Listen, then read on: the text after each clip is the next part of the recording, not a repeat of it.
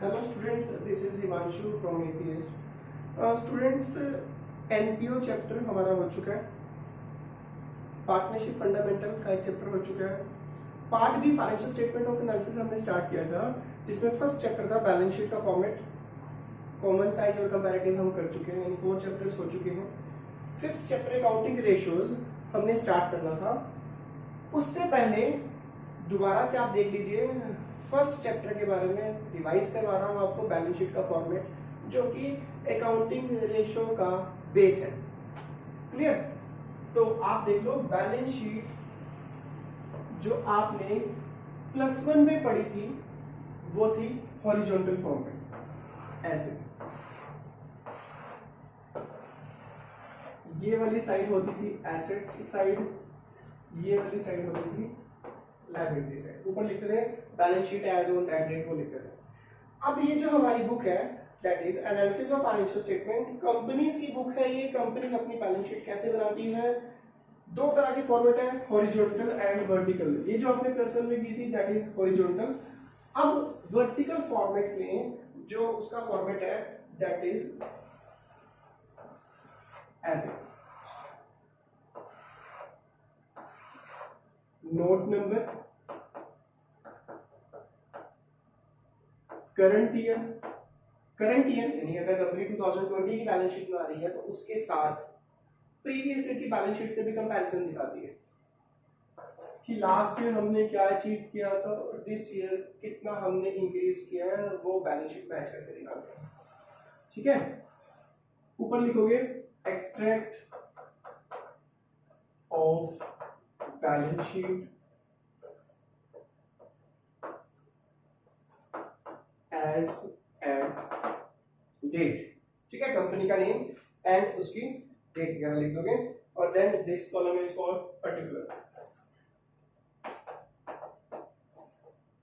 Students, बड़ा ही important part है रेशियो चैप्टर के लिए।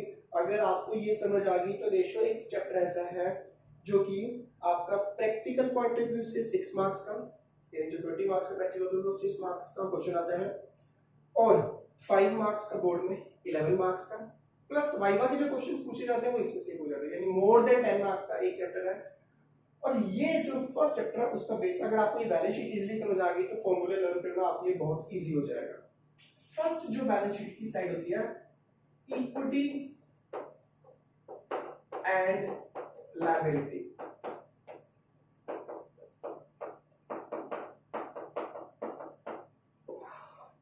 बड़े ध्यान से पॉइंट नोट करना और अपनी नोटबुक अपने साथ रखो, उसमें पॉइंट्स नोट करते जाओ। इस इक्विटी एंड लायबिलिटी, वो +1 में जो कैपिटल होती थी ओनर की, ये कंपनी की कैपिटल है। ठीक है, अब कंपनी की कैपिटल में क्या क्या आएगा इक्विटी एंड लायबिलिटी में? जो फर्स्ट पॉइंट है that is share holder funds. ये जो शेयर होल्डर फंड है, ये जो अमाउंट है, मुझे +1 में जो ओनर की कैपिटल थी, ये कंपनी के केस में शेयर होल्डर फंड बोलते हैं कैपिटल। ठीक है, और शेयर होल्डर फंड यानी पार्ट फर्म की जो यानी कंपनी की जो कैपिटल है वो इसका पार्ट है। शेयर होल्डर फंड्स में आपके पास क्या क्या आएगा? फर्स्ट आएगा शेयर कैपिटल, सेकंड आएगा रिजर्व एंड सरप्लस। ठीक है, कंपनी की शेयर कैपिटल को 2 पार्ट्स में डिवाइड किया गया। First is equity share capital and second is preference shares capital. ये आप बेसिकली पढ़ चुके हो। इक्विटी शेयर्स कैपिटल को डिविडेंड मिलता है, प्रेफरेंस शेयर्स कैपिटल को भी डिविडेंड मिलता है, बस डिफरेंस ये है कि जब कंपनी को प्रॉफिट होता है तो फर्स्ट प्रेफरेंस जो दी जाती है प्रेफरेंस शेयर्स होल्डर को, देन जो अमाउंट बचता है वो मिलता है इक्विटी शेयर्स होल्डर को। उसके टाइप्स हैं जो कि हम ऑलरेडी +1 में पढ़ चुके हैं, और या बिजनेस में भी आपके पास आएंगे इस +2 में। क्लियर? तो शेयर कैपिटल के 2 पार्ट्स हैं, क्या? इक्विटी शेयर्स कैपिटल और प्रेफरेंस शेयर्स कैपिटल। अब बारी आती है रिजर्व एंड सरप्लस में कंपनी क्या क्या लेती है।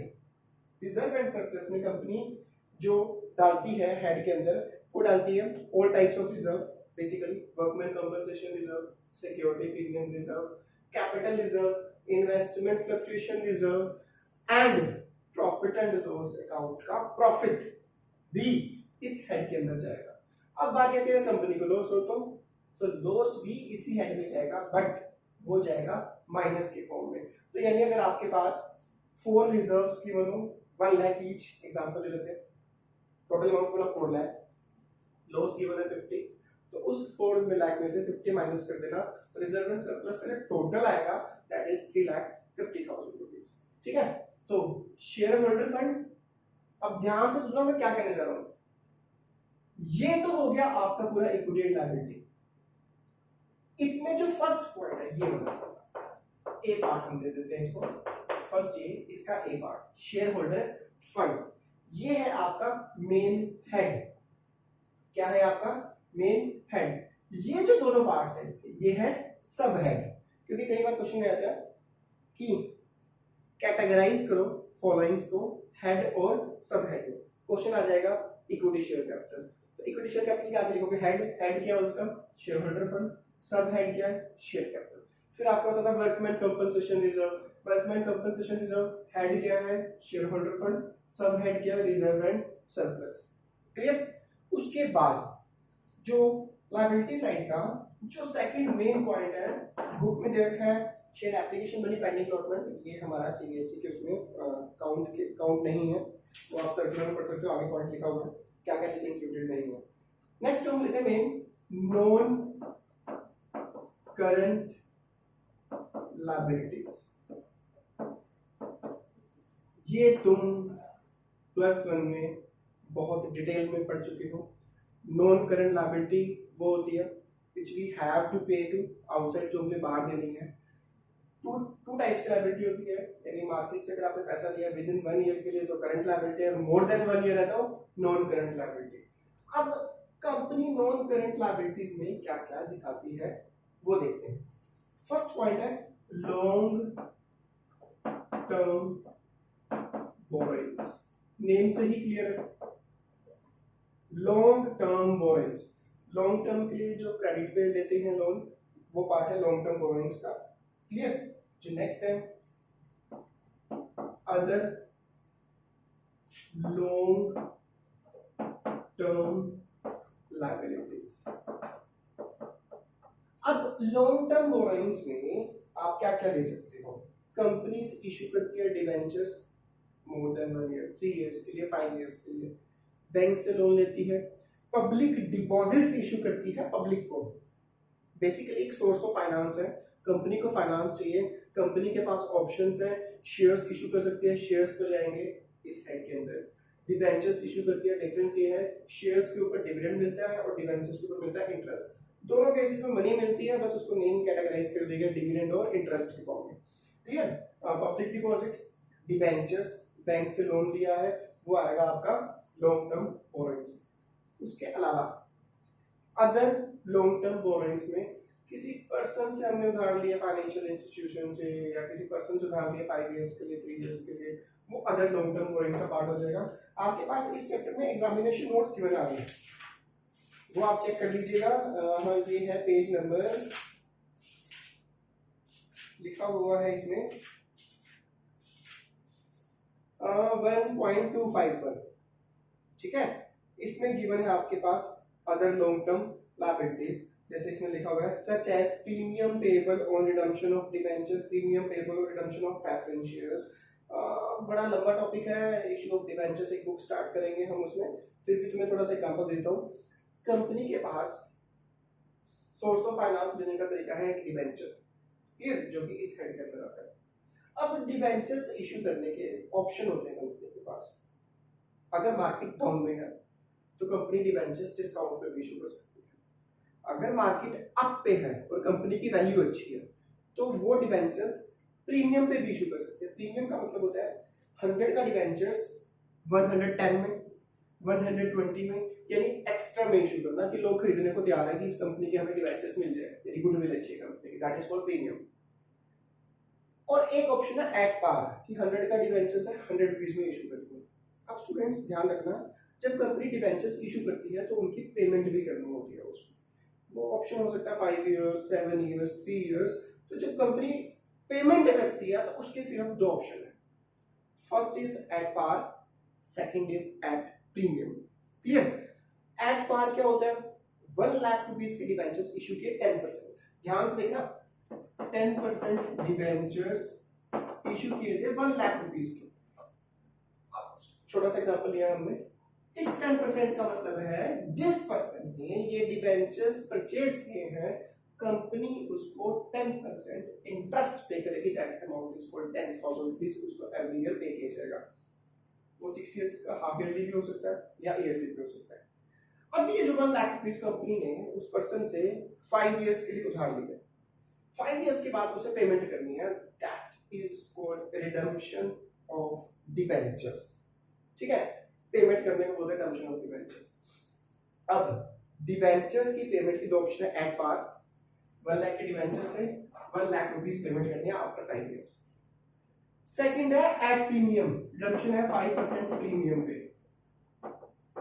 यानी 1,00,000 रुपीज के डिबेंचर्स के ऊपर उस पर्सन को एवरी ईयर 10,000 इंटरेस्ट मिलेगा, प्लस 5 इयर्स के बाद उसे 1,00,000 रुपीज ये वाले पेमेंट कर दिए जाएंगे, प्लस 5% एक्स्ट्रा 5,000, इसको बोलते हैं 1,00,000, that is called redemption at premium. अब अदर लॉन्ग टर्म लायबिलिटी में पॉइंट है, ध्यान से देखना, प्रीमियम और रिडम्पशन ऑफ डिबेंचर ये अदर लॉन्ग टर्म लायबिलिटी का पार्ट है। ये 5,000 रुपीज कंपनी ने एक्स्ट्रा पे करने हैं, पर कब पे करने हैं? After 5 years. तो जो अमाउंट है ये जो चला जाएगा ये बनेगा अदर लॉन्ग टर्म लायबिलिटी का पार्ट। क्लियर है? ये 1,00,000 रुपीज तो लिए हैं हमने, 5 इयर्स के बाद देने हैं, ये लॉन्ग टर्म बोरोइंग, इसके ऊपर जो 5% एक्स्ट्रा देना है वो अदर लॉन्ग टर्म लायबिलिटी का पार्ट। क्लियर? उसके बाद है long term provisions.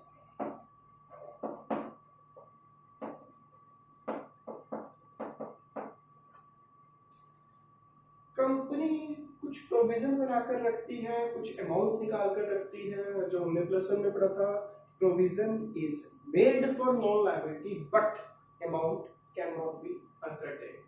Clear? Example, provision for employ benefits, provision for provident fund. Provident fund के बारे में, पीएफ के बारे में आपने पढ़ाया होगा अच्छे से। एक एम्प्लॉय का पीएफ कटता है, ऑनर उसकी सैलरी में से सपोज 2,000 रुपीज डिडक्ट करता है, और उतना ही अमाउंट एम्प्लॉयर यानी जो मालिक होता है 2,000 रुपीज वो डालता है, 2 + 2 4,000 उस एम्प्लॉय के अकाउंट में डिपॉजिट हो जाता है, सेविंग अकाउंट में नहीं, सेविंग अकाउंट तो कभी भी निकाल देगा, एक पर्सनल अकाउंट होता है, पीएफ अकाउंट गवर्नमेंट का अकाउंट होता है बेसिकली।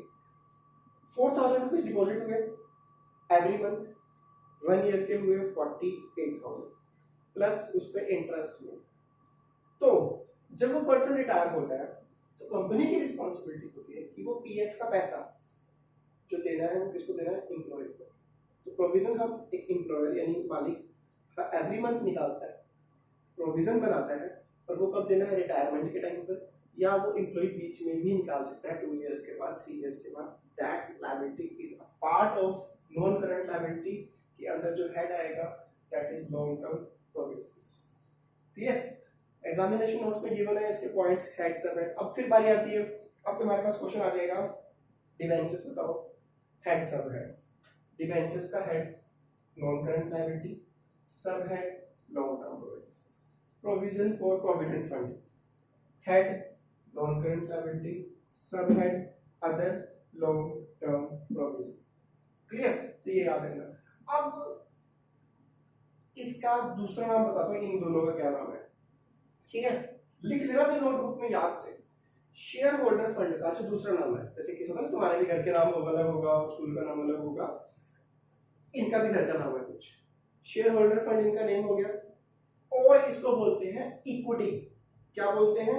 इक्विटी। लिख लेना इसको नोटबुक में, क्योंकि जब रेशियो चैप्टर स्टार्ट होगा इससे नेक्स्ट जस्ट, क्योंकि 3rd 4th हम कर चुके हैं, वो आप वीडियो देख लेना उसमें, इससे जस्ट नेक्स्ट चैप्टर स्टार्ट होगा, चैप्टर नंबर 5, उसमें बहुत काम आएगा। इसका जो नाम है दैट इज इक्विटी। ठीक है? इक्विटी में क्या क्या आता है? Share capital, reserve and surplus. और जो इसका नाम है, इसका नाम है डेब्ट। क्या बोलते हैं इसको? डेब्ट। नोट कर लेना अपने नोटबुक में अच्छे से, बता रहा हूं अभी। चलो भाई आगे देखते हैं, फिर C part, last part liability का, दैट इज बहुत अच्छे से पता है तुम्हें इसके बारे में, करंट लायबिलिटीज। करंट लायबिलिटीज में क्या क्या आता है, अच्छे से बता दो मैं करंट लायबिलिटी में क्या आता है। बेसिकली फर्स्ट है आपका करंट लायबिलिटीज में current maturity of long term debts, outstanding expenses, outstanding rent, ये पार्ट है बेसिकली अदर करंट लायबिलिटीज का। कौन सी लायबिलिटी? Other current liabilities. इसमें एक पार्ट है ट्रेड पेबल। ट्रेड पेबल के अंदर आपके पास क्या क्या आता है? Creditors and BP. क्या क्या आता है इसमें? याद रखना इसके अंदर ये रेशियो में काम आएगा। ट्रेड पेबल में क्या आता है? Creditors and BP. क्रेडिटर्स होते हैं जिनको हमने पेमेंट करनी है, बीपी बिल्स ऑफ एक्सचेंज हमने चैप्टर पढ़ा हुआ है प्लस में कि हमने किसी को साइन करके दे दिया और ये पेमेंट हम उसको 2 मंथ्स के बाद देंगे। शॉर्ट टर्म बोरोइंग्स,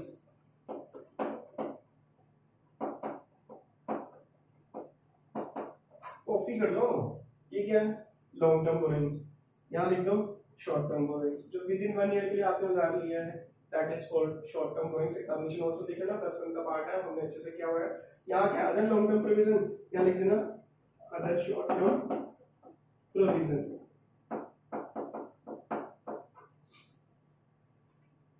ठीक है, अच्छा शॉर्ट टर्म प्रोविजन भी हमने प्लस 1 का पार्ट है। Provision for doubtful debts, provision for tax, provision for repair, यानी ऐसा प्रोविजन जो आपको पता है पेमेंट करनी पड़ेगी but amount can not be certain.